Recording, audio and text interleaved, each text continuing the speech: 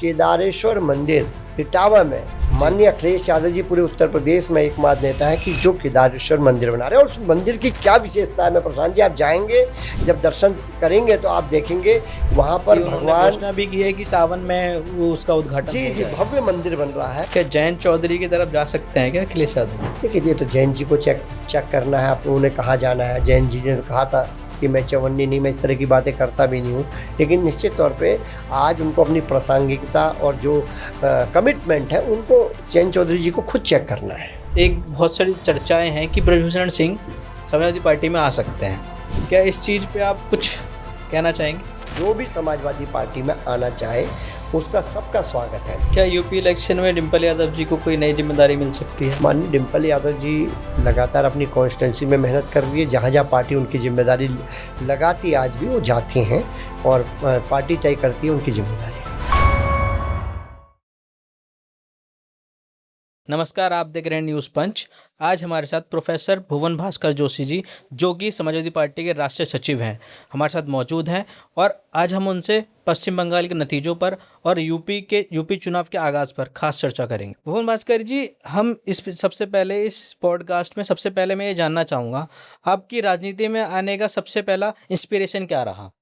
देखिए, मैं तो सामान्य परिवार से आया हूँ। मेरे दादाजी किसान थे और मेरे पिताजी कर्मचारी थे और मैं बाय प्रोफेशन टीचर रहा हूँ और इंटरनेशनल रिलेशन लॉ एक सब्जेक्ट होता है, वो मैं पढ़ाता हूँ एलएलबी के स्टूडेंट को।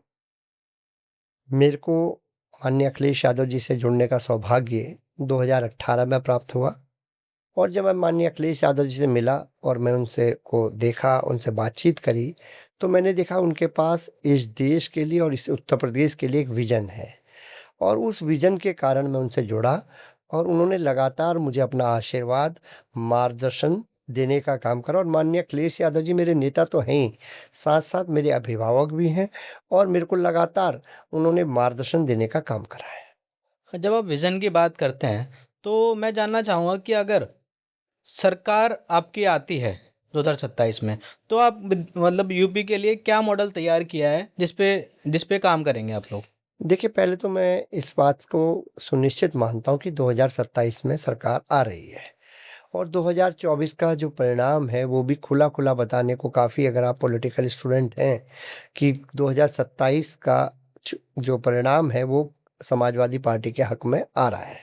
क्योंकि 2024 में भी इस तरह की बातें हुई थी, बड़ी-बड़ी बातें हुई थी, 400 पार की बात हुई थी, 80 की 80 की बात हुई थी। अगर मैं कहना चाहता हूँ, पूरे देश में किसी पार्टी ने भारतीय जनता पार्टी को रोकने का काम करा है, तो वो केवल समाजवादी पार्टी है। उत्तर प्रदेश में 80 में से आज वो 35 पे रह गए, हम लोग 37 सांसदों के साथ खड़े हैं और आपको बताना चाहता हूँ कि माननीय अखिलेश यादव जी के नेतृत्व में ये हमारा सर्वश्रेष्ठ योगदान है। क्योंकि 2000 मुझे याद आता है 2004 में समाजवादी पार्टी के 36 विधायक थे, जिसमें 35 उत्तर प्रदेश से थे, एक उत्तराखंड में हरिद्वार से था। तो उस लेवल को भी आगे ले जाने का काम माननीय अखिलेश यादव जी ने करा है, पार्टी को बढ़ाने का काम माननीय अखिलेश यादव जी के नेतृत्व में हुआ है। और मुझे पूरा विश्वास है, जिस प्रकार पीडीए का जो हमारा विज़न है और सामाजिक न्याय, जाति जनगणना की जो लड़ाई हम लोग लड़ रहे हैं, उससे हमें पूर्ण आश्वस्त हैं कि 2027 में माननीय अखिलेश यादव जी के नेतृत्व में समाजवादी सरकार बनने जा रही है। नहीं, आप कह रहे हैं कि सरकार पूरी तरीके से आएगी। जैसे मुझे तो लगता है कि अगर जैसे ममता बनर्जी का जो हाल हुआ है कि एक मुस्लिम पार्टी का टैग लग गया उनके ऊपर और वो चुनाव हार गए, इस बार जो हाल हुआ है, तो इस छवि के साथ, क्योंकि ये टैग समाजवादी पार्टी के साथ भी है, क्या आपको लगता है कि इस टैग के साथ आप जीत पाएंगे 2027? सॉरी। देखिए, पहले तो आदरणीय ममता जी के चुनाव परिणाम को अगर हम देखें, जिस प्रकार वहाँ पर हम बंगाल में सीबीआई, इनकम टैक्स और ईडी और लगातार चुनाव आयोग का जिस प्रकार रोल देखा गया है और सारे एमपी, एमएलए, मुख्यमंत्री लगाने का काम करा है और जो मिलिट्री की जो फोर्स लगाने का काम करा है, तो मेरे को लगता है कि पूरे तंत्र के साथ चुनाव लड़ने का काम भारतीय जनता पार्टी ने करा है और 100 सीटें ऐसी हैं जहाँ पर ज़बरदस्ती की गई, ऐसा आदरणीय ममता जी ने कहने का काम करा है। लेकिन मैं इतना कहना चाहता हूँ, उत्तर प्रदेश में जो आपने मुसलमानों के टैग की बात कही थी, हम लोग समाजवादी पार्टी के लोग एक चीज़ में विश्वास करते हैं और वो है इस देश का सेकुलर फॉर्म। और आप संविधान को अगर आप पढ़ेंगे तो उसमें उसमें भी समाजवाद शब्द और धर्मनिरपेक्ष शब्द कहा है। और रही बात मुस्लिम के टैग की बात कह रहे हो, लेकिन पूरा देश और प्रदेश जानता है कि केवल पूरे उत्तर प्रदेश में एकमात्र नेता माननीय अखिलेश यादव जी हैं भुवन जो जी, ये केदारेश्वर मंदिर आपकी बनाए। पार्टी पे टैग नहीं होता ना तो 2027 के नतीजे कुछ और होते। 2022 के कह 17 27 17 तो हो 17 17 के 17 के 22 के नहीं आए परिणाम के खिलाफ, जी परिणाम हमारे खिलाफ रहा, इसको मैं मानूंगा, स्वीकार जी करूंगा। जी लेकिन अब राजनीति में मैं जितना मेरा पॉलिटिकल अनुभव है 32 साल का, तो मैं देख पाता हूं कि देश काल समय परिस्थिति के हिसाब से राजनीति बदलती रहती है। आज की राजनीति उत्तर प्रदेश की बदल चुकी है। केदारेश्वर मंदिर इटावा में जी माननीय अखिलेश यादव जी पूरे उत्तर प्रदेश में एकमात्र नेता है कि जो केदारेश्वर मंदिर बना रहे हैं। और उस मंदिर की क्या विशेषता है, मैं प्रशांत जी, आप जाएंगे जब दर्शन करेंगे तो आप देखेंगे वहां जी, पर उन्होंने भगवान, घोषणा भी की है कि सावन में वो उसका उद्घाटन जी हो जी, जाएगा। भव्य मंदिर बन रहा है। और मैं आपको बताना चाहता हूं, उसके जो द्वार होगा, आपने देखा अगर आप केदारनाथ गए होंगे तो वहां पर भगवान कृष्ण का बाल्य रूप लगा हुआ है। जी लेकिन केदारेश्वर मंदिर में भगवान श्री राम का बाल्यकाल का फोटो और उनका फोटो, दोनों का फोटो होगा वहां पर। आप ये बात आप जी, देखेंगे। मैं समझ गया जी। जी जैसे कि मैं इस बात को पूरा करूंगा कि अखिलेश यादव ने ये भी एक चैनल पे ये भी कहा था कि मैं चाहता हूं कि भाजपा वहां पे श्री राम जी का बाल्य रूप का वहां पे एक फोटो लगाए जो जगह खाली है वहां पर। तो मैं ये जानना चाहता हूं, अगर अखिलेश यादव जी श्री राम जी से इतना ही आस्था रखते हैं तो राम मंदिर क्यों नहीं गए? बहुत अच्छी बात आपने कही प्रशांत जी। माननीय अखिलेश यादव जी ने पूरे देश को बताने का काम करा है कि पहले हम केदारेश्वर जो मंदिर हम निर्माण कर रहे हैं उसका दर्शन करेंगे, उसका शुभारंभ करेंगे, और उसके बाद हम भगवान राम का मंदिर में सारे अपने परिवार के साथ, हमारे नेता माननीय अखिलेश यादव जी और समाजवादियों के साथ वहाँ दर्शन करने का नहीं, काम मुझे करेंगे। मुझे ऐसा लगता है कि ये बीजेपी ने बनाया इसलिए नहीं गए क्या अखिलेश यादव? मैं मेरा जितना अनुभव है सामाजिक जीवन का, राजनीतिक जीवन का, ये बीजेपी ने नहीं बनाया। ये सुप्रीम कोर्ट के उसके गाइडलाइन के आधार पे बनने का काम करा। हाँ, केदारेश्वर महादेव का जो मंदिर इटावा बन रहा है वो माननीय अखिलेश यादव जी पिछली बना रहे हैं। सरकारें क्यों नहीं कर पाई ये सब? उनकी इच्छा शक्ति नहीं थी क्या? इसमें मेरा ये मानना है कि भगवान श्री राम का मंदिर बने, ये सब जानते हैं। लेकिन आज प्रश्न उससे ज़्यादा आ रहा है कि आज राम की जो रसोई है वो बंद हो गई है। आपने पूरे देश ने उस परिदृश्य को देखा कि छतें टपक रही है। ये प्रश्न भी भारतीय जनता पार्टी से पूछ रही है जनता। और आप देखिएगा कि फैजाबाद का, अयोध्या का रिजल्ट क्या था 2024 का, जो राम को लाए हैं। क्या कहते हैं भारतीय जनता पार्टी के लोग, क्या कहते हैं? कहते हैं हम राम को लाए। अरे राम को कौन ला सकता है? राम तो सब हम सबको लेके आए, आपको हमको सबको राम लाने का काम करा है। तो इतनी बड़ी बड़ी बातों की अहंकार होता है, और भारतीय जनता पार्टी का अहंकार का अंत 2024 में उत्तर प्रदेश की जनता ने करने का काम करा है। नहीं, वो मैं आपकी बात मानता हूँ कि इस बार चुनावी नतीजों में कुछ बदलाव हुआ था। लेकिन यूपी के जैसे अगर अभी गाज़ियाबाद का गाज़ियाबाद का मामला सामने आया होगा कि केला भट्टा एक गांव पड़ता है जहाँ पे नगरकोट के कुछ श्रद्धालु आ रहे थे, उन पे पत्थरबाजी हुई। अगर आपकी सत्ता होती तो आप इस पे क्या कार्रवाई करते? देखिए, हम इस देश को संविधान के द्वारा चलाना चाहते हैं, जी और हम लोग किसी धर्म, किसी जाति, किसी वर्ग के साथ अन्याय नहीं होने देंगे। जी। वो कोई भी हो, चाहे हिंदू हो, मुसलमान हो, सिख, नहीं, ये ईसाई। तो आप पे आरोप लगते आए हैं कि जब आपकी सत्ता थी, जब आपकी सरकार थी, एक पर्टिकुलर समुदाय की सुनवाई नहीं होती थी। मैं आपको बताना चाहता हूँ, मुजफ्फरनगर के दंगे आपको याद होंगे, जी बिल्कुल याद है। हमारी सरकार में हुए थे। आपकी सरकार में थे, मुझे ये भी याद है, उस समय सैफई महोत्सव चल रहा था। मैं आपको उस विषय का, उसका परिणाम बताने का काम करता हूँ। जी उसमें एक विधायक थे सैनी, वो भारतीय जनता पार्टी के जी विधायक हुआ करते थे। जी सुप्रीम कोर्ट में उनकी सदस्यता ले ली। यानी दंगे कराने में कौन लोग आगे हैं? भारतीय जनता पार्टी के लोग। जी सुप्रीम कोर्ट के आदेश के अनुसार उनकी सदस्यता गई और उनकी पत्नी को टिकट दिया। और मैं बड़े गर्व से कहना चाहता हूं, उत्तर प्रदेश की जनता ने और समाजवादी पार्टी के कार्यकर्ताओं ने उनको, उनकी पत्नी को भी घर बैठाने का काम करा, जो दंगे के आरोपी सिद्ध हुए कोर्ट में। जी। तो ये दंगा कराने वाले लोग, आज आप देखिए ना। नहीं, आप ये मेरी बात सुनिए। चलिए, दंगा हो गया एक समय पे, अगर मैं कहता हूँ कि आप वहाँ के सिटिंग विधायक होते, ठीक है, और वहाँ पे दंगा हो रहा है, वो तो मुख्यमंत्री थे उस समय। अगर दंगा हो रहा है तो नैतिकता के आधार पे उनको तुरंत एक्शन लेना चाहिए था, नहीं लेना चाहिए था? बिल्कुल, मैं आपसे कहना चाहता हूँ, माननीय अखिलेश यादव जी का जो विज़न है, उसमें कहीं भी वो किसी धर्म, किसी भी जाति, किसी भी वर्ग के खिलाफ नहीं है। वो हमेशा जोड़ने का काम करते हैं और समाजवादियों ने हमेशा लोगों को जोड़ने का काम करा है। हमारी डिवाइड एंड रूल की पॉलिसी नहीं है, ये भारतीय जनता पार्टी की पॉलिसी है डिवाइड एंड रूल की। हम लोग इस तरह के लोग नहीं हैं, हम लोग इस देश को जोड़ना चाहते हैं, इस देश के सभी जो सद्भाव है हमारा आपस में, प्यार है जो हमारा धर्मों के आधार पे, जाति के आधार पे, उस प्यार को हम बढ़ाना चाहते हैं। मैं ये आपसे जानना चाहूँगा कि जैसे अभी हम राम मंदिर की बात कर रहे थे, तो अखिलेश यादव जी अगर वहाँ चले जाते तो क्या बदल जाता? मैं इतना कहना चाहता हूँ जो क्योंकि मान जनता भी चाहती थी, ये तो एक मैसेज जाता ना कि अखिलेश यादव जी वहाँ गए हैं। जनता ने तो जवाब दे दिया है प्रशांत जी, आप उसको समझना चाहें तो समझ सकते हैं, नहीं जी। समझना चाहें तो ना समझे। अयोध्या की जनता ने समाजवादियों पर विश्वास करा है। जो लूट हुई है ज़मीनों की, चाहे उनके एमपी हों, मेयर हों, एमएलए हों, उनके नेता हों, कार्यकर्ता हों, ये पूरे देश से कहीं छुपा नहीं है। और अभी आपने देखा होगा किस प्रकार बनारस में घाटों को तोड़ा गया, किस प्रकार मूर्तियों को तोड़ा गया। ये इसी भारतीय जनता पार्टी के काल में, जो कहती है कि हम लोग हिंदुओं की पार्टी है, जो कहने का दावा करती है, लेकिन जब धरातल पर आती है बात तो निकलती है कि कितने वहाँ पे घाटों पे मूर्तियां तोड़ी गई शिव जी भगवान की। ये भी देश और प्रदेश देख पा रहा है, इसी भारतीय जनता पार्टी का है। जो आईना है वो दो तरफा है। इनका दिखाने को ये बोलते हैं कि हम हिंदुत्व हैं, लेकिन आप हिंदुत्व लोगों के देखिए कितने मंदिर टूट गए, कितने घाट टूट गए। इसी बनारस में हुआ है, ये देश ने देखा, आपने भी। और आप लोगों ने लगातार, पत्रकार साथियों को मैं धन्यवाद भी करना चाहता हूँ, उन्होंने मूर्तियां दिखाने का काम करा, सोशल मीडिया में वो चली हैं।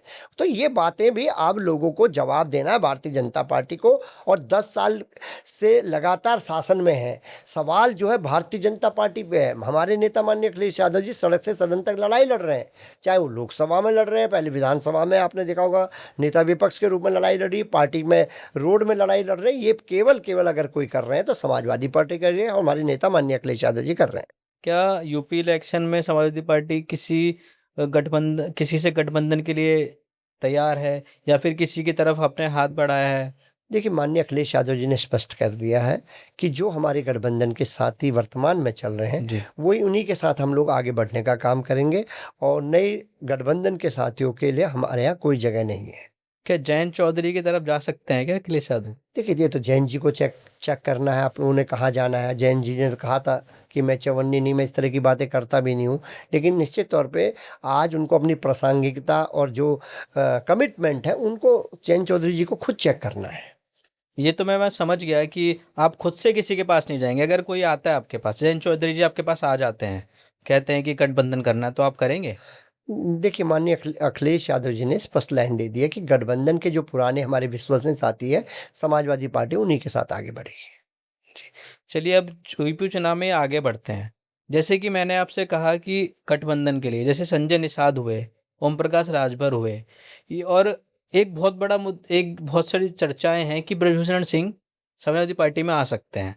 क्या इस चीज़ पे आप कुछ कहना चाहेंगे? देखिए, नेताओं और कार्यकर्ताओं के लिए दरवाजे खुले हुए हैं। माननीय अखिलेश यादव जी का जो भी समाजवादी पार्टी में आना चाहे, उसका सबका स्वागत है। लेकिन राजनीतिक दलों के लिए उन्होंने अंकुश लगाने का काम कर दिया है, उन्होंने कहने का काम करा, हम पुराने लोगों के साथ आगे बढ़ेंगे। चलिए अब उत्तर प्रदेश चुनाव पे आगे बढ़ते हैं। जैसे कि मैंने आपसे पूछा कि गाज़ियाबाद वाला मामला जो था, उस पे अगर आपकी सत्ता होती तो क्या आपका एक्शन होता? तो जैसे कि आपने कहा कि जोड़ने का काम करते हैं।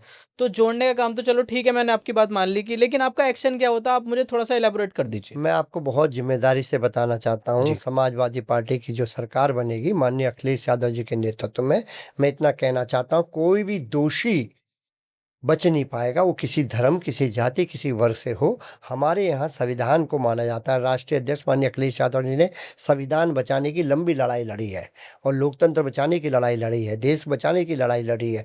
और माननीय अखिलेश यादव जी का बिल्कुल एक सपना है कि ऐसा उत्तर प्रदेश बने जिसमें हम सबका विकास हो और वो बैरियर तोड़ दिया जाए धर्म, जाति और वर्ग का। सबका विकास होना चाहिए, आखिरी खड़े व्यक्ति को न्याय मिले, सामाजिक न्याय हो। इस लड़ाई को माननीय अखिलेश यादव जी लड़ते हैं और हम जैसे उनके सिपाही लड़ते हैं। संगठन ने आपको इतनी बड़ी ज़िम्मेदारी है राष्ट्रीय सचिव की, क्या आपने कभी चुनाव लड़ने के बारे में सोचा है? देखिए, मैं तो संगठन का व्यक्ति हूँ और मैंने माननीय अखिलेश यादव जी को भी बताया था कि मैं संगठन का काम करता हूँ और मैं आभारी हूँ अपने नेता माननीय अखिलेश यादव जी का कि उन्होंने हमेशा मुझे संगठन का काम दिया है। गाजियाबाद में एमएलसी के चुनाव के प्रभारी के रूप में, और हम देख पाते हैं कि एसआईआर इंचार्ज का मुजफ्फरनगर सहारनपुर का उन्होंने मुझे इंचार्ज बनाया एसआईआर का। और तो मैं लगातार काम संगठन का मिलता रहता है और मैं संगठन का व्यक्ति हूँ, संगठन का काम करेंगे। हाँ, हम 403 विधानसभा में माननीय अखिलेश यादव जी के नेतृत्व में समाजवादी पार्टी कैसे जीत सुनिश्चित हो, इस दिशा में जो काम हमको देंगे उसको हम पूर्ण मनोयोग से करने का काम करेंगे। इस दिशा में हम लोग काम करते हैं। मेरा सवाल इसलिए था ये क्योंकि आप डिम्पल यादव के करीबी माने जाते हैं और पश्चिम में कोई भी बड़ा कार्यक्रम होता है वहाँ पे आप अखिलेश यादव जी के साथ मौजूद होते हैं, तो क्या यूपी इलेक्शन में आपको बहुत बड़ी जिम्मेदारी मिलने वाली है? देखिए, मैं आपको बताना चाहता हूँ, माननीय सांसद डिम्पल यादव जी हमारी नेता हैं जी और मैं उनका एक सामान्य कार्यकर्ता हूँ। जी पहले तो ये भ्रम को ठीक कर लिया जाए। और दूसरा मैं कहना चाहता हूँ, माननीय अखिलेश यादव जी, माननीय डिम्पल यादव जी जो भी जिम्मेदारी देते हैं, मैं उसको 100% ईमानदारी से निभाने की कोशिश करता हूँ। और मेरी कोई बहुत बड़ी राजनीति में कोई अभिलाषा अपने लिए व्यक्तिगत रूप से नहीं है। हाँ, मैं ज़रूर चाहता हूँ मेरे नेता माननीय अखिलेश यादव जी उत्तर प्रदेश के मुख्यमंत्री बने और देश के प्रधानमंत्री बने। इसी संकल्प के साथ मैं काम करता हूँ। जी, दोनों चीज़ तो एक साथ नहीं बन सकती नहीं, ना। समय आएगा। और माननीय अखिलेश यादव जी ने तो बोलने का काम करा। उन्होंने कहा कि मैं इतना बड़ा सपना नहीं देखता, जबकि पूरा जो हमारा यूथ है, समाजवादी पार्टी का प्रत्येक कार्यकर्ता चाहता है माननीय अखिलेश यादव जी एक दिन देश के प्रधानमंत्री बने। उसमें मेरी भी भावनाएं हैं। जैसे कि पार्टी पे टैग है मुस्लिम प्लस यादव, एक पर्टिकुलर वर्ग के लिए काम करते हैं और पर्टिकुलर वर्ग की सुनवाई करते हैं, तो उस पे आप क्या नया करने वाले हैं 2027 में? 2024 में ही एक ही टैग चल रहा है, वो पीडीए का टैग चल रहा है। 2027 में निश्चित तौर पे पीडीए की विजन की जीत होगी। ये बात मैं बहुत जिम्मेदारी से आपके चैनल में कहना चाहता हूँ। आप 2024 से समाजवादी पार्टी पर एक ही टैग है, पीडीए का, और हमारा विजन ही हमारा मिशन है। तो मायावती से हाथ मिला सकते हैं क्या? देखिए, जो माननीय जी ने कहा है कि अब किसी के लिए गुंजाइश नहीं है, केवल जो लोग हमारे सहयोगी हैं और जो लंबा साथ हमारे चल रहे हैं, उन्हीं के साथ हम आगे बढ़ेंगे। कोई कार्यकर्ता नेता आए, सबका तो स्वागत। मतलब अगर सरकार बनती है तो सवर्णों के लिए काम नहीं करेंगे नहीं, अखिलेश यादव? माननीय अखिलेश यादव जी ने बोला ए फॉर अगड़ा, ए फॉर आदिवादी, उन्होंने बोलने का काम करा। हम तो सबको साथ लेके चल रहे हैं। माननीय अखिलेश यादव जी कोई धर्म, कोई जाति, कोई वर्ग के लोगों छोड़ने का काम नहीं करते हैं। वो तो सबकी तरक्की हो, सबका विकास हो, इस दिशा में उनकी सोच है। कानून व्यवस्था पे क्या कहेंगे यूपी की? यूपी की कानून व्यवस्था तो खुद ही बोल देती है कि जब एनकाउंटर हो रहे हैं, आप ये देखिए, जो पुलिस कस्टडी में एनकाउंटर हो रहे हैं, किसकी जिम्मेदारी बनती है? प्रदेश सरकार की बनती है। जब किसी की आप कस्टडी लेते हैं तो सरकार या प्रशासन वहाँ पर कहता है कि इसकी सुरक्षा हमारी जिम्मेदारी है। ये फेल हुआ है। लगातार जो महिलाओं के साथ किस प्रकार की घटना हुई, पहलवान बेटियों को किस प्रकार सड़कों में घसीटा गया, इस माननीय प्रधानमंत्री जी के घर के पास ये देश ने देखने का काम करा। और लगातार जो रेप करने वाले, चाहे कुलदीप सेंगर हो, चाहे चिन्मयानंद स्वामी हो, चाहे इनके आप ये विश्व क्या कहते हैं, बनारस का जो विश्वविद्यालय है उसके लड़की के साथ हो, वो कौन थे? आपको पता होगा। इनके social media Bharatiya Janata party की उनकी टीम के लड़के लेकिन थे। आपने महिलाओं पहलवानों का आपने जिक्र तो किया, लेकिन कभी भी आपके नेता माननीय नेताजी ने, नेता अखिलेश यादव जी ने कभी भी ब्रजभूषण शरण के खिलाफ एक शब्द नहीं निकाला, तो उस पर आप क्या कहेंगे? मैं इतना कहना चाहता हूँ, हमारी जो लड़ाई है, वो लड़ाई ये रहती है कि महिलाओं को कैसे आगे बढ़ाया जाए। नहीं, जो मैं आरोपी है उसके खिलाफ तो नहीं बोलना पड़ेगा नहीं ना, नहीं, उसके आप ऐसे थोड़ी ना मिलेगा न्याय। मैं कम से कम 40-50 चैनलों में मैंने कहने का काम करा, स्वयं करा। हम लोग किसी के साथ नहीं है। हम लोग इस देश के नौजवानों के साथ, महिलाओं के साथ, किसान के साथ। हमारी प्रायोरिटी ये है। और हमारी विचारधारा से, हमारे विजन के साथ, पीढ़ी विजन के साथ कोई जुड़ना चाहे तो उसका सबका स्वागत है। हम लोग बड़े, माननीय अखिलेश यादव जी हमेशा बड़े मन के व्यक्ति हैं। वो हमेशा बड़ा मन दिखाते हैं। आप देखिए ना, मैं इतना कहना चाहता बड़ा हूँ। मन तो राम मंदिर वाले विषय पे भी दिखाना चाहिए था, उनको जाना चाहिए था। मैं एक और बड़ी बात कहना चाहता हूँ प्रशांत जी, आपके चैनल में। मैं व्यक्तिगत रूप से देखता हूँ कि माननीय अखिलेश यादव जी अपने कार्यालय से लोगों की, उत्तर प्रदेश की जनता की विशेष तौर पे इतनी मदद करते हैं। और वो पार्टी की तरफ से करते हैं, आर्थिक मदद करने का काम करते हैं, कोई उन पे पहुंच जाए तो माननीय अखिलेश यादव जी का सीना इतना उनका जो मन है इतना सॉफ्ट है, वो करुणा से भरे हुए व्यक्ति हैं। तो उनको करुणा आती है, उनको दया आती है, उनको लोगों की भावनाएं समझ में आती है और वो आर्थिक मदद करने का काम करते हैं। मैं कहना चाहता हूँ प्रदेश सरकार से भी ज़्यादा अगर मदद करी होगी तो माननीय अखिलेश यादव जी ने अपनी व्यक्तिगत करी होगी। व्यक्तिगत को एलेबोरेट करेंगे? व्यक्तिगत से मतलब पार्टी की तरफ से हम लोगों ने तन मन धन से सहायता करी है ऐसे लोगों की जिनको ये सरकार के द्वारा सताया गया है। हम लोग उनके साथ खड़े हुए हैं, जो गरीब लोगों का कोई नहीं सुनता। अभी देखिए ना कितने लोग लैपटॉप देने का काम किया, जिन्होंने टॉप करा सबको लैपटॉप देने का काम माननीय अखिलेश यादव जी कर रहे हैं। और ये विजन आज का नहीं है माननीय अखिलेश यादव जी का, जब सरकार थी तो हमने लैपटॉप देने का काम करा। और कभी आपको बताना चाहता हूँ प्रशांत जी, उसमें कभी हमने हिंदू मुसलमान सिख ईसाई नहीं देखा। हमने बेटों को और एक बार और बात बताना चाहता हूँ, जब कोरोना काल था तो माननीय अखिलेश यादव जी के दिए हुए लैपटॉप लोगों के रोजगार सृजन का साधन बने, ये भी लोगों ने बताने का काम करा है। मैं कई ऐसे वीडियो मेरे सामने आते हैं जब वो बताने का काम करते हैं कि ये लैपटॉप मिला और इससे हम ये रोजगार करके आज हम इसी स्थिति में है। जब रोजगार की बात आती है तो जैसे कि अभी आपको पता होगा कि क्या नाम है, नोएडा में एक काफ़ी प्रदर्शन हुए थे। तो उस चीज़ को लेके अखिलेश यादव की क्या रणनीति है कि रोजगार ऐसे लेके आएँगे या फिर कुछ रणनीति बताएँगे आप मुझे देखिए युवाओं के लिए? मैं इतना कहना चाहता हूँ, वो जो उत्पीड़न था वहाँ पर मजदूरों का था और वो किसके द्वारा हो रहा था? वो हो रहा था वहाँ के जो कंपनियों के प्रशासन के द्वारा। और उसमें उसमें तो पाकिस्तान का हाथ बता दिया गया भाजपा द्वारा। देखिए ये तो भारत पाकिस्तान के बिना तो ये भारतीय जनता पार्टी को कोई हजम नहीं होता। लेकिन जो श्रम कानून है, श्रम विभाग है या जो फैक्ट्री एक्ट को देखते हैं, कॉर्पोरेट एक्ट को कॉर्पोरेट को देखते हैं, कॉर्पोरेट विभाग भी होता है आपको पता होगा देश में, जी। उद्योग मंत्रालय भी होता है इस देश में, प्रदेश में भी होता है उद्योग मंत्रालय। उनकी क्या जिम्मेदारी बनती थी, वो कौन सी जिम्मेदारी निभा रहे थे? आज प्रश्न उस नोएडा वाले कारण उसमें अगर आप देखेंगे प्रकरण में आप देखेंगे तो केवल भारतीय जनता पार्टी दोषी मिलेगी आपको। भारतीय जनता पार्टी दोषी है डायरेक्ट इसमें? मैं कह रहा हूँ ना, सारा सारा एडमिनिस्ट्रेशन उनका है, उनका शासन है, तो किसको कहेंगे आप? किसको कहेंगे आप बताइए? जब आपकी केंद्र में सरकार है, प्रदेश में आपकी सरकार है, सारे मंत्रालय आपके पास है और उसके बाद भी कोई घटना घट जाती है और वो उन लोगों की स्थिति मैं बताऊँ आज प्रशांत जी बहुत बद से बदतर है, जो इतनी कम तनख्वाह 12,000 15,000 तनख्वाह में काम कर रहे हैं। सिलेंडर का क्या भाव कर दिया भारतीय जनता पार्टी ने, ये भी देश देख पा रहा है। अब उनके पास केवल अपनी नौकरी है नहीं, भाई उनकी तनख्वाह बढ़ी नहीं है काफ़ी समय से, तो कैसे वो जीवन चलेगा? कभी भारतीय जनता पार्टी ने इस बात की चिंता करने का काम करा? 10 साल तो से ये मैं रोक वही सकता हूँ। जानना चाह रहा हूँ, चलिए भाजपा ने रोजगार नहीं दिया और वहाँ प्रोटेस्ट हो रहा है, जो भी चीज़ें हो रही हैं।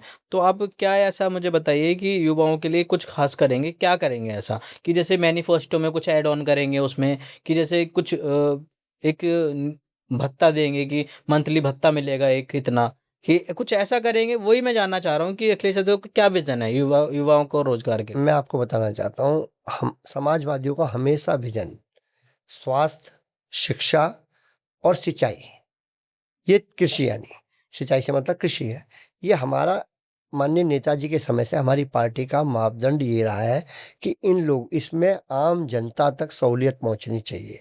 और रही बात आपने जो कही कि रोजगार के लिए, मैं आपसे कहना चाहता हूं जब समाजवादियों की सरकार आएगी आप देखेंगे कि हम लोग उनकी लगातार ट्रेनिंग कराने का काम करेंगे। और आज का जो समय चल रहा है, आज का दौर चल रहा है, वो स्किल एजुकेशन पे चल रहा है। इस और युवाओं को युवतियों को ले जाने की जरूरत है, जिसपे माननीय अखिलेश यादव जी का जो विजन है वो फिट बैठता है। क्योंकि वो पहले कर चुके हैं, लैपटॉप के देके उन्होंने क्या करा, लोगों को तकनीक से जोड़ा और तकनीक से क्या है, रोजगार का सृजन हो रहा है। ये सोच अगर किसी पे है उत्तर प्रदेश में तो माननीय अखिलेश यादव जी के पास है। मैं आपसे जानना चाहूँगा कि जो 2017 में आपकी सरकार गई थी, उसका सबसे बड़ा मेन कारण तो था लॉ एंड ऑर्डर था, ठीक है? भले ही आप स्वीकारें ना, लॉ एंड ऑर्डर ही आपकी सरकार जाने का कारण था।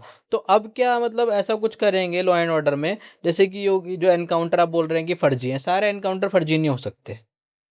मैं आपको बताना चाहता हूँ, लॉ एंड ऑर्डर का कंपैरिजन होगा 10 साल में आदरणीय योगी जी की सरकार में और हमारी सरकार में।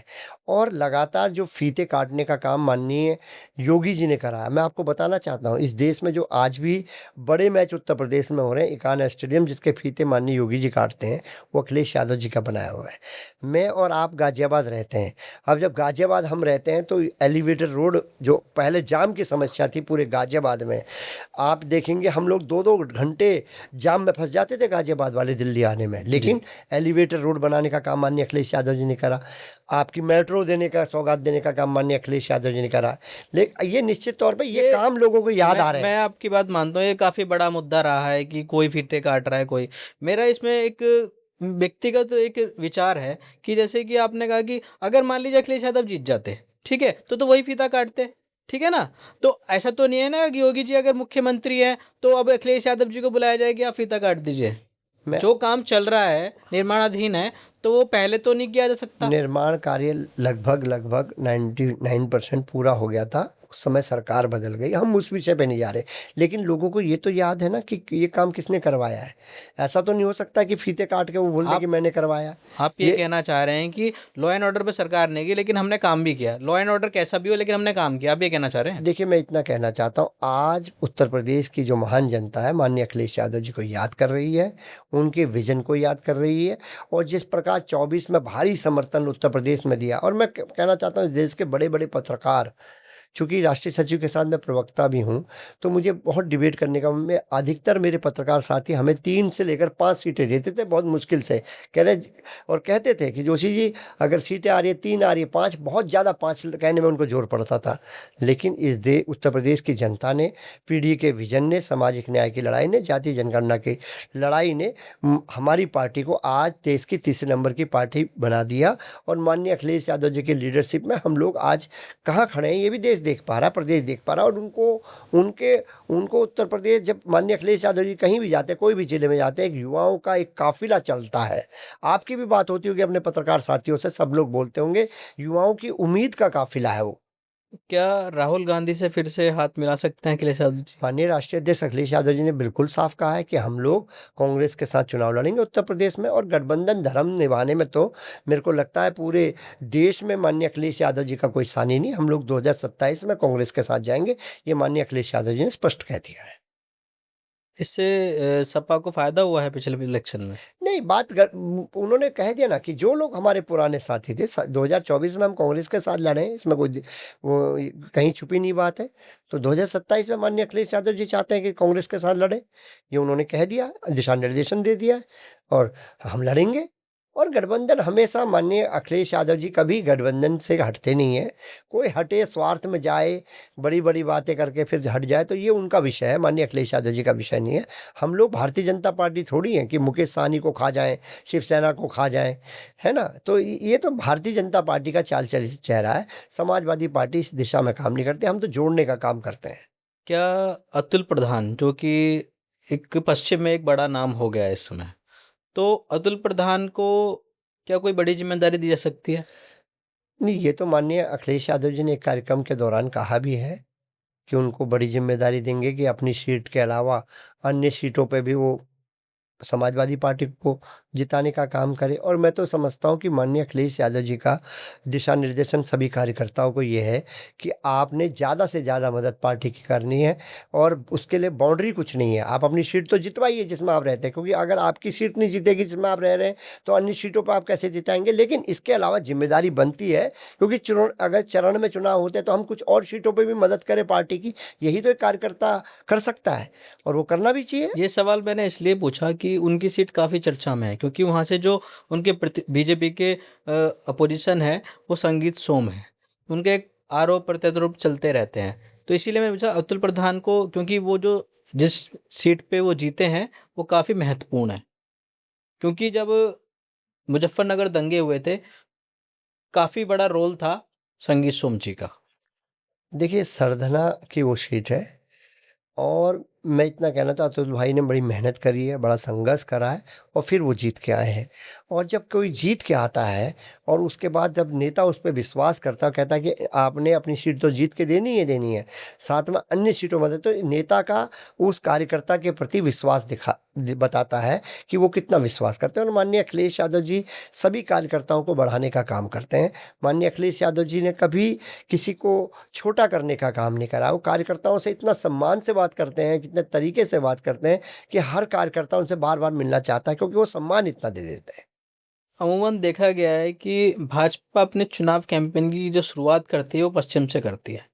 तो पश्चिम से अखिलेश यादव जी का क्या विज़न है, क्या स्ट्रैटेजी है उनकी कि क्योंकि आप राष्ट्रीय सचिव हैं तो उसके बारे में थोड़ा-सा कुछ। देखिए 2027 में अभी आपने देखा होगा दादरी की रैली, अगर आपने कवर करी होगी, कितनी भव्य रैली है। ये एक जनसैलाब जो आया वो आज 2017 के बाद माननीय अखिलेश यादव जी के जो आशा भरी नज़रों से देख रहा है उत्तर प्रदेश, इंतज़ार कर रहा है कि उत्तर प्रदेश में पीडीए की सरकार बने, तो वो सारा जनसैलाब, इतनी भीड़ आपको दिखाई दी है। माननीय अखिलेश यादव जी के प्रति दीवानगी किसानों में, युवाओं में, सभी वर्गों में उनके प्रति दीवानगी है। और वो दीवानगी इसलिए क्योंकि सबको साथ लेके चलना, सबके विकास की बात करना, कभी हेट्रेड पॉलिटिक्स ना करना, ये इस विज़न पे माननीय अखिलेश यादव जी चलते हैं। अब थोड़ा-सा मैं एक क्वेश्चन पूछना चाहूँगा कि अखिलेश यादव जी का कोई ऐसा फैसला जिस पे पार्टी को और आपको गर्व हो? एक फैसला, सबसे बड़ा फैसला बताइए। और मैं आज आपको ऐसा विषय बताऊंगा कि माननीय अखिलेश यादव जी पे तो माननीय प्रधानमंत्री जी भी गर्व करते हैं। माननीय प्रधानमंत्री जी हरक्यूलस जहाज उतारने का साहस अगर कर पाते हैं तो केवल माननीय अखिलेश यादव जी के बनाए हुए एक्सप्रेसवे पे कर पाते हैं। भारतीय जनता पार्टी के बनाए हुए एक्सप्रेसवे पे तो माननीय प्रधानमंत्री जी को भी भरोसा नहीं है, क्योंकि आपने देखा होगा वो हरक्यूलस केवल माननीय अखिलेश यादव जी के आगरा लखनऊ एक्सप्रेसवे में उतारा था। तो उन्होंने वो अपने अपने मुख्यमंत्री के बनाए हुए या भारतीय जनता पार्टी के बनाए हुए एक्सप्रेसवे पे विश्वास नहीं करते, क्योंकि माननीय अखिलेश यादव जी एक इंजीनियर है। एक इंजीनियर की सोच बड़ी होती है, वृत्त होती है, निर्माण की होती है। तो वो उनकी सोच दिखाई देती है कि उन्होंने कहा था कि जब उन्होंने एक्सप्रेसवे बनाया था, उन्होंने कहा था कि युद्ध की स्थिति में यहाँ पर हमारे जेट, फाइटर जेट ये उतर पाएंगे, और वो हुआ, उतरे। और प्रधानमंत्री जी ने हरक्यूलस उतारा। हमें बड़ा गर्व है कि प्रधानमंत्री जी ने समाजवादियों के एक्सप्रेस को हरक्यूलस उतारने को चुना। देखिए, तो आरोप लगते रहेंगे कि किसने बनाया, किसने नहीं बनाया, ठीक है? तो मैं जानना चाहूँगा, जैसे मैंने पहले भी बोला कि जो एक विज़न मैं जानना चाहता हूँ सबसे पहले कि अभी 27 के इलेक्शन में किस चीज़ों को लेके आप जनता के बीच में जाने वाले हैं? देखिए हमारा इस 2024 में जिन्होंने साथ दिया और वो था केवल पीडीए का विजन। 2027 का जो चुनाव है वो पीडीए का विजन है, और पीडीए में माननीय अखिलेश यादव ने जो भी पीड़ित है इस भारतीय जनता पार्टी की 10 साल की उत्तर प्रदेश की सरकार से, वो हमारे साथ है। पीड़ित हैं, पिछड़े हैं, दलित हैं, अल्पसंख्यक हैं, आधी आबादी है, अगड़े हैं, जो भी पीड़ित हैं वो सब माननीय अखिलेश यादव जी को दोबारा मुख्यमंत्री देखना चाहते हैं। और हम जैसे सभी कार्यकर्ताओं की इच्छा है कि 2027 में आप मुख्यमंत्री बने और देश में समाजवादी सरकार बने। ये भी हमारी भावना होती है कि माननीय अखिलेश यादव जी को हम लोग कब प्रधानमंत्री देख पाएँ, ये भी एक एक कार्यकर्ता की भावना है। आज़म खां के विषय पे क्या कहेंगे? देखिए आजम खान साहब को माननीय अखिलेश यादव ने जितनी कानूनी मदद थी वो करने का काम करा। और जब आपको भी पता है कि जब मामला कोर्ट में होता है तो ज़्यादा इस विषय में नहीं बोल सकते, क्योंकि हम भी कानून के विद्यार्थी हैं, लॉ हमारा सब्जेक्ट रहा है। तो हम उसमें इतना ही कहना चाहते हैं, वो पार्टी के बहुत सीनियर नेता है और हम उनके बारे में कुछ ज़्यादा नहीं बोल सकते, लेकिन इतना ज़रूर बोल सकते हैं कि माननीय अखिलेश यादव जी ने, उनकी पत्नी ने ऑन कैमरा बोलने का काम करा कि माननीय अखिलेश यादव जी ने हमारी बहुत मदद करने का काम करा है। क्या मुझे तो ऐसा लगता है कि आज़म खां के एवज़ में उनको एक अलग चेहरा मिल गया है, नसीमुद्दीन सिद्दीकी। देखिए नसीमुद्दीन सिद्दीकी साहब तो अभी भी पार्टी में आए हैं जी। और उनकी यात्रा बसपा में रही, कांग्रेस में रही, अब समाजवादी पार्टी में उनकी यात्रा चल रही है। लेकिन पार्टी के क्या फोल्डर मुस्लिम चेहरा उनको प्रोजेक्ट करने की सोच रहे हैं अखिलेश यादव? बहुत सारे ऐसे मुस्लिम साथी हैं जो बहुत अपने सीटों पे बहुत मजबूती से चुनाव लड़ते हैं। उन सबको साथ लेकर हम लोग जो पीडीए की लड़ाई है जिसमें अल्पसंख्यक कहा है माननीय अखिलेश यादव जी ने, तो वो बहुत सारे हमारे नेता हैं जो काम करते हैं। अभी नसीमुद्दीन साहब आए हैं और निश्चित तौर पे पार्टी की मदद करेंगे। पार्टी के कार्यकर्ता हैं, वो अब मदद करने का काम करेंगे। यूपी की राजनीति को आप डिफाइन करिए। देखिए, यूपी की राजनीति, जो यूपी है ये हमारा सद्भाव वाला राज्य है। यहाँ पर कभी भी लोगों ने नफरत की राजनीति को पसंद नहीं करा है। ये गंगा जमुना तहजीब का प्रदेश है और निश्चित तौर पे मैं इतना कहना चाहता हूँ कि उत्तर प्रदेश ने हमेशा सौहार्द को आगे बढ़ाने का काम करा और देश में सौहार्द का सूचक कोई है तो उत्तर प्रदेश है। भाजपा का कोई ऐसा फैसला जो जिस पे लेके सबसे ज़्यादा घेरेंगे 2027 के इलेक्शन में? देखिए, हम तो लड़ाई हमारी पीढ़ी का विजन है, लेकिन हम ये मानते हैं कि योगी जो सरकार है वो लॉ एंड ऑर्डर से लेकर किसानों से लेकर, जिस प्रकार किसानों को रौंदा गया इस सरकार में, महिलाओं के साथ जिस प्रकार दुराचार बढ़े हैं, युवाओं को रोजगार के नाम पे हम ये परीक्षाएं लीक हुई हैं जो, और हम देख पा रहे हैं जो बड़े बड़े फेस्ट आयोजन करे जिसमें करोड़ों टैक्स पेयर का पैसा खर्च हुआ, लेकिन वो उद्योग धरातल पर आज भी नहीं हो पाए। बहुत सारे मुद्दे हैं, उन मुद्दों को लेकर हम लोग आगे बढ़ेंगे।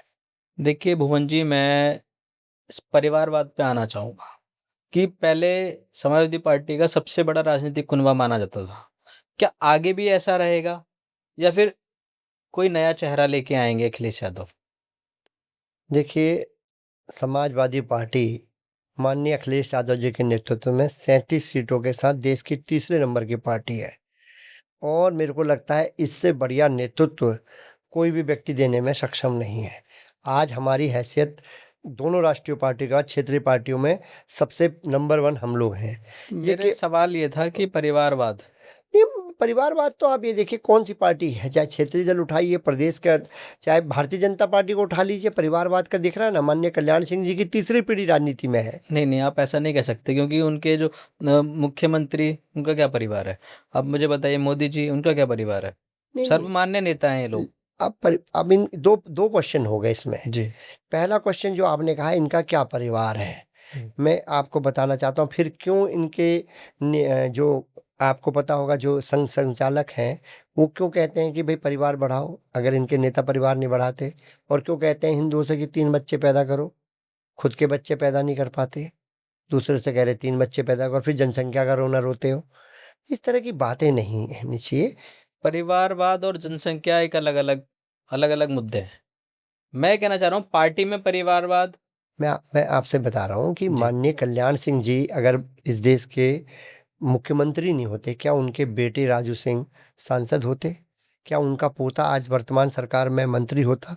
इसका अगर मतलब आप राजनाथ ये कहना चाहते हैं कि परिवारवाद ठीक है? नहीं, मैं उसे कह रहा हूँ, मैंने कहा परिवारवाद नहीं। आप जनता की अदालत में गए, राजनाथ सिंह के लड़के हैं पंकज सिंह, आप जिस जगह हम बैठे हैं नोएडा से यहीं से विधायक है, तो मैं पूछना चाहता हूँ जनता की अदालत में गए, जनता ने उनको विधायक बना दिया।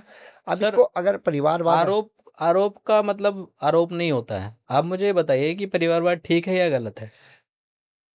मेरा ये मानना है, जो मेरा निजी रूप से मानना है, कि एक क्रिकेटर का बेटा क्रिकेटर हो सकता है, एक फ़िल्म स्टार का बेटा फ़िल्म स्टार हो सकता है, तो एक पॉलिटिशियन का बेटा पॉलिटिशियन क्यों नहीं हो सकता? जैसे कि आपने कहा कि क्रिकेटर का बेटा क्रिकेटर हो सकते हैं, लेकिन काबिलियत पे भी तो निर्भर करता है ना कि किसकी क्या काबिलियत है। आप ऐसा तो नहीं है कि जो राजनीति में आने का इच्छुक ही नहीं है उसको आप राजनेता बनाते हैं। मैं आपको बहुत स्पष्ट बोलना चाहता हूँ, बहुत सारे क्रिकेटरों के बच्चे जो बहुत बड़े क्रिकेटर थे, उनके बच्चों को लॉन्च करा, खेले, लेकिन वो किस स्तर पे खेले अपने पिताजी को छू नहीं पाए। ऐसे ही राजनीति में भी हैं, कई पॉलिटिक्स में आए और उन अपने पिताजी को छू नहीं पाए। मुझे गर्व होता है अपने नेता माननीय अखिलेश यादव जी के में, श्रद्धेय नेताजी 36 सीटों के साथ हम लोगों को उत्तर प्रदेश में एक बड़ा स्थान दिलवाया। लेकिन माननीय अखिलेश यादव जी ने उस विज़न को आगे बढ़ाने का काम करा, पार्टी को आगे बढ़ाने का काम करा। आज हम 37 खुद के और 6 हमारी कांग्रेस के साथियों की 43 सीटें उत्तर प्रदेश में माननीय अखिलेश यादव जी के नेतृत्व में, और वो भी भारतीय जनता पार्टी की डबल इंजन की सरकार जब थी, केंद्र सरकार थी, प्रदेश सरकार थी, तब जाके हम लोग जीते। तो मुझे लगता है कि काबिलियत की बात कही तो माननीय अखिलेश यादव जी ने अपनी काबिलियत को सिद्ध करके पार्टी को आगे बढ़ाने का काम करा है। क्या यूपी इलेक्शन में डिम्पल यादव जी को कोई नई जिम्मेदारी मिल सकती है? माननीय डिम्पल यादव जी लगातार अपनी कॉन्स्टिट्यूंसी में मेहनत कर रही है। जहाँ-जहाँ पार्टी उनकी ज़िम्मेदारी लगाती है आज भी वो जाती हैं और पार्टी तय करती है उनकी ज़िम्मेदारी का। क्या अखिलेश यादव के बच्चे भी राजनीति में आएंगे? देखिए मैं तो ख़ैर ज्योतिष तो हूँ नहीं, लेकिन आपकी वाली बात है नहीं, मैंने अगर अभी उनको देखा कि उनकी बेटी कई कई जगह इलेक्शन कैंपेनिंग में जा रही थी। मैं जितना देख पाया वो मैनपुरी में अपनी माताजी की मदद करने का काम कर रही थी। चूँकि वो अध्ययन अध्ययन कर चुकी हैं तो वो मदद के लिए निकली थी। अपनी माताजी को मदद कर रही थी पार्टी की और मेरे को लगता है कोई गलत नहीं है अगर परिवार का कोई सदस्य खड़ा है और हम उसकी मदद के लिए बच्चे आगे आएँ और वो भी पढ़ लिख के अच्छे से आएँ, तो मुझे इसमें कोई बुराई नहीं दिखती है। फिलहाल इस पॉडकास्ट में इतना ही, क्योंकि अभी फिलहाल 2027 चुनाव का आगाज हुआ है। इस पॉडकास्ट में हम और भी लोगों से रूबरू रूबरू होंगे। फिलहाल भुवन जी, धन्यवाद। बहुत-बहुत धन्यवाद प्रशांत जी।